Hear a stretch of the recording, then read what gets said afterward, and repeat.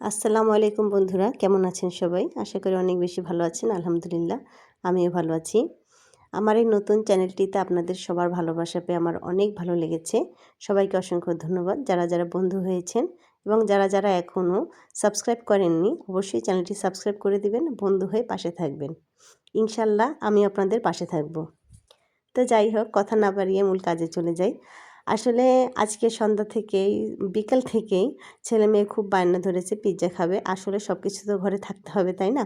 সবসময় তো সব কিছু ঘরে থাকে না।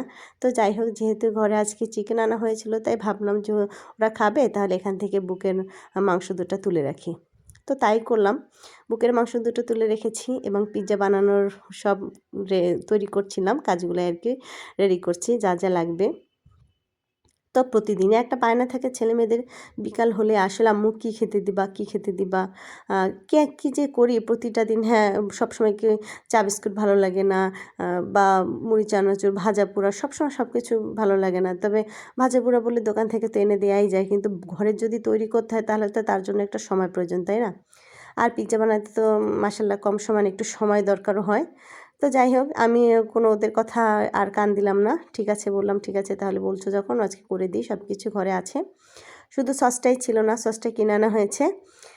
তো এই তো কথা না বলে দেখুন আমি কত সুন্দর করে পিৎজাটা তৈরি করছিলাম। আপনারা তো সম্পূর্ণ ভিডিওটা যারা দেখছেন অবশ্যই বুঝতে পারছেন যে আমি কীভাবে তৈরি করেছি, কত সুন্দর করে তৈরি করেছি। আসলে ঘরে থাকা উপকরণ দিয়ে একদম দোকানের মতো না হলেও, তবে মাশাআল্লাহ অনেক মজাদার এবং অনেক সুন্দর হয় পিৎজাটা। আপনারাও এভাবে চাইলে ঘরে মাঝে মধ্যে করে খেতে পারেন, খুবই ভালো লাগবে। দেখুন কত সুন্দর কালারফুল, এখনও কুক করা হয়নি, দেখেন তবু কত সুন্দর কালারফুল হয়েছে পিৎজাটা। আমি ঘরে মেয়োনিজও তৈরি করে নিয়েছিলাম। মেয়োনিজটা আমাদের ঘরে সবাই অনেক বেশি পছন্দ করে এবং ঘরে তৈরি করা সস আছে, তবুও এরা বলছিল যে দোকানের থেকে সস এনে খাবে, আমার ঘরের তৈরিটা একটু কম মজা লাগে দোকানেরটার থেকে। তো ঠিক আছে, তাই এনে দিলাম।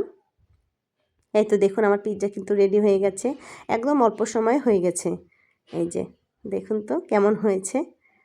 আমার তো কাটার সময় দিচ্ছিল না, আমি যে সস দিব মেয়োনিজ দেবো, আমাকে ওরা সময় দিচ্ছিল না, একদম তাড়াহুড়া করছিল। আর অনেক খিদেও পেয়ে গেছিলো না ওদের, আর অপেক্ষা করছিল। আর অপেক্ষা করার পর সুন্দর একটা খাবার সামনে দেখলে তো বাচ্চাদের লোভ আর সামলাতেই পারছে না, ওদের কি বলবো, আমিই তো লোভ সামলাতে পারছিলাম না। তো এই যে দেখুন কত সুন্দর আমার পিৎজা তৈরি হয়ে গেল, একদম ধোয়া উঠছে গরম গরম। ঠান্ডার সময় এটা খেতে খেতে খুবই মজা দেয়, তাই না? খোদা হাফেজ বন্ধুরা।